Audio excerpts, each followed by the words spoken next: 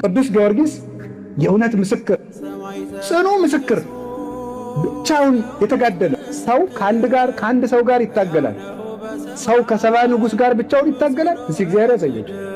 ሰባ ነገሥታትን ብቻውን ነው የታገላቸው።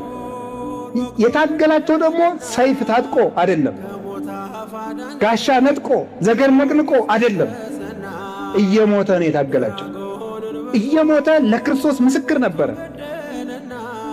በርኅራኄ ይመሰክር ነበር።